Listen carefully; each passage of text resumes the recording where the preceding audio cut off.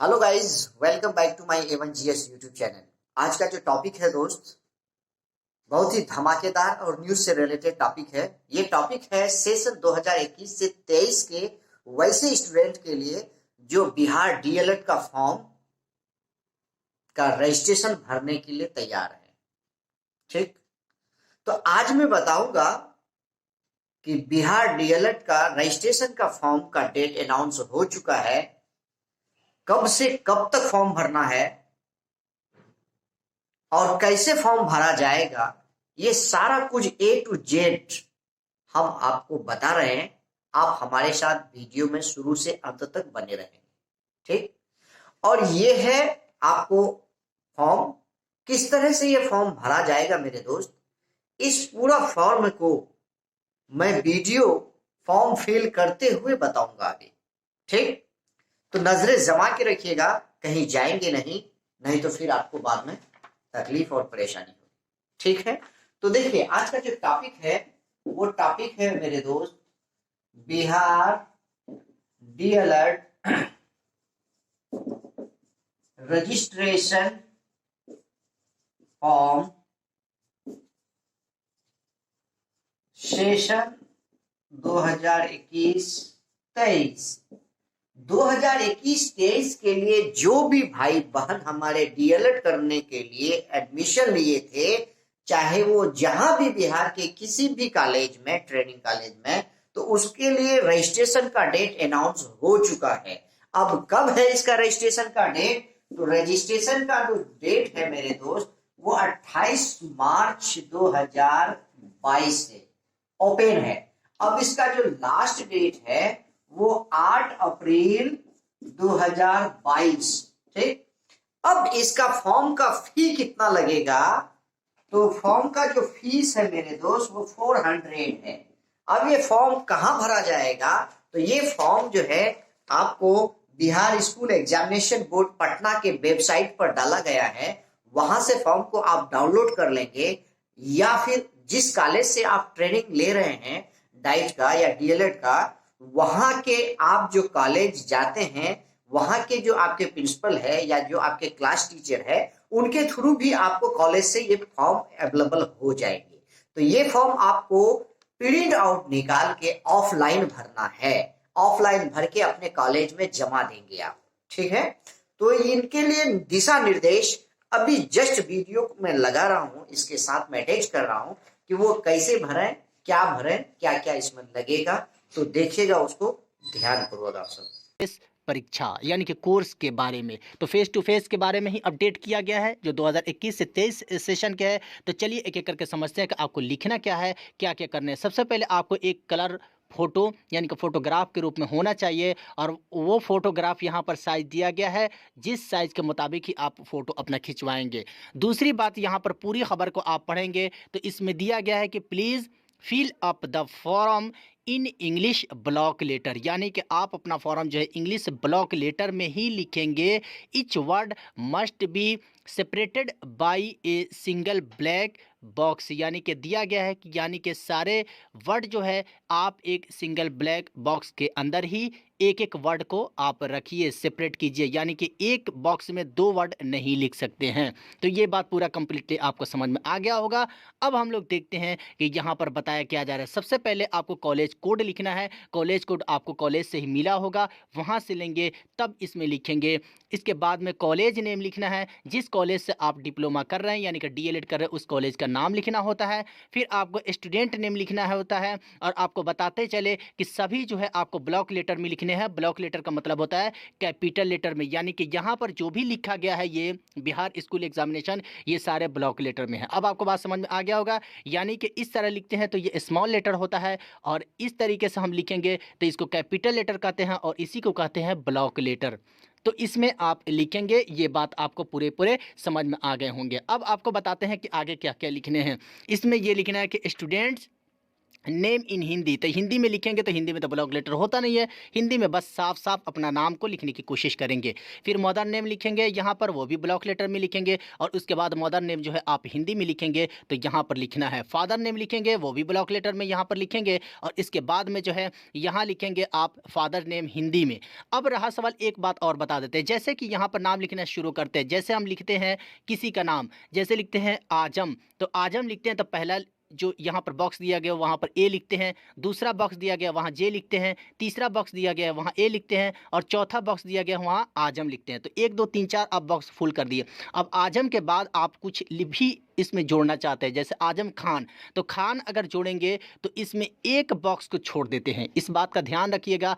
अगला बॉक्स से आप शुरू करते हैं खान लिखना, इस तरीके से आप खान लिखेंगे। ये बात आप कंप्लीटली समझिएगा, एक बॉक्स को बीच में स्पेस छोड़िएगा। अगर नाम में एक नाम जो है जोड़ना है, यानी कि उपनाम उसमें साथ जुड़ते हैं, आजम खान लिखना है तो आजम साथ ही साथ लिखेंगे पूरे बॉक्स में, और एक बॉक्स को छोड़ करके खान लिखना शुरू करते हैं। तो इस तरीके से लिखिएगा, ये बात को समझ लीजिए।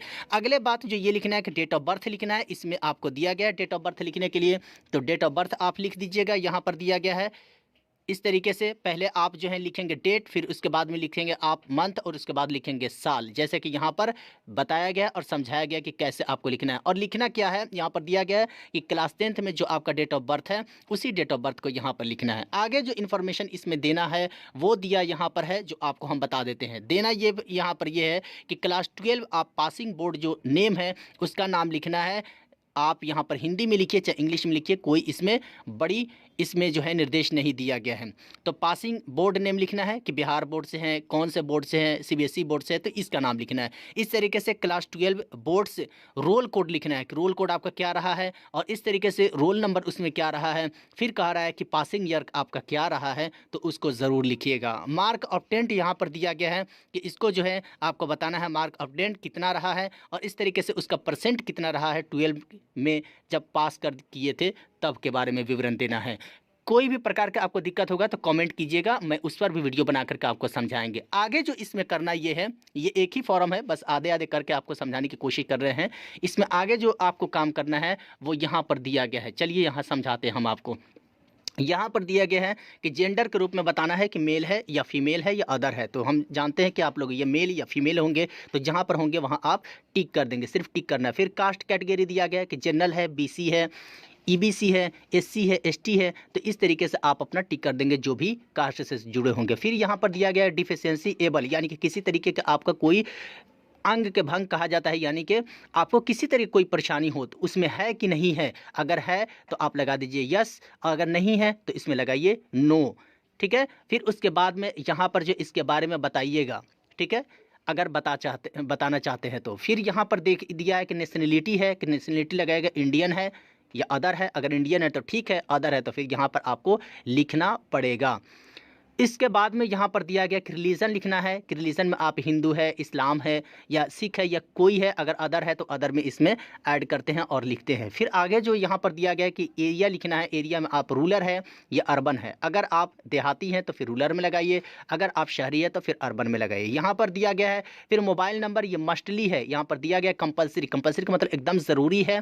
छात्रों के पास जो मोबाइल रहते होंगे वही मोबाइल को रखिए, या तो अपने माता पिता के पास जो मोबाइल चलाते हैं, जो वर्तमान में चल रहे हैं, उस मोबाइल नंबर को यहाँ ऐड कीजिए। फिर ईमेल आईडी लिखना है। ईमेल आईडी अगर है तो बिल्कुल सही, नहीं है तो माता पिता किसी के भी ईमेल आईडी को आप ऐड कर सकते हैं।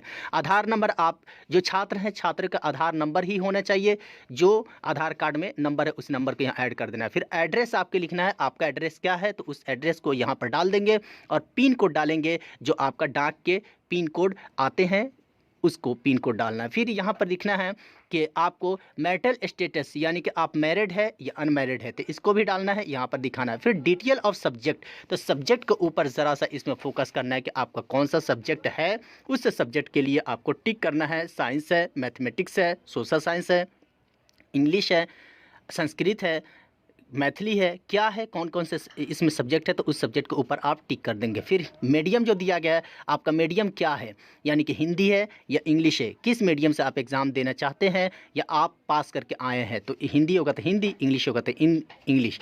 फिर कह रहा है यहाँ पर पंजीयन आवेदन में भरे यानी कि मेरे द्वारा भरे गए विवरण सत्य है, यानी कि जो भी कुछ आपने भरे हैं वो बिल्कुल सत्य है। इसको देखते हुए आप यहाँ पर सिग्नेचर कर देंगे, फाइनल हो जाएगा।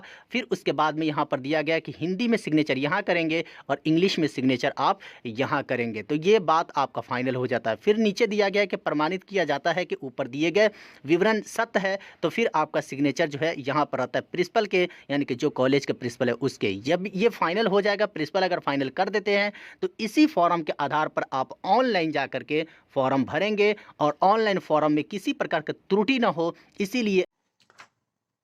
तो दोस्तों समझ गए होंगे आप सब कि वीडियो को किस तरह से मैंने फॉर्म भरते हुए दिखाया है आपको और बताया है कि कहाँ क्या भरना है, कैसे आपको ऑब्लिक छोड़ना है, कैसे एक कॉलम को छोड़ के नेक्स्ट कॉलम में आप जाएंगे, कहाँ क्या भरेंगे, सब कुछ आप समझ गए होंगे। ठीक है, तो ज्यादा अगर कोई भी दिक्कत हो आपको तो फिर हमें आप वीडियो के डिस्क्रिप्शन में या फिर कमेंट सेक्शन में मेरा नंबर भी होगा और वहां से आप कांटेक्ट कर सकते हैं, या कमेंट से आप हमें इन्फॉर्म भी कर सकते हैं। ठीक है, आपका आंसर देने के लिए तथा यथासंभव मैं हाजिर हूं दोस्तों।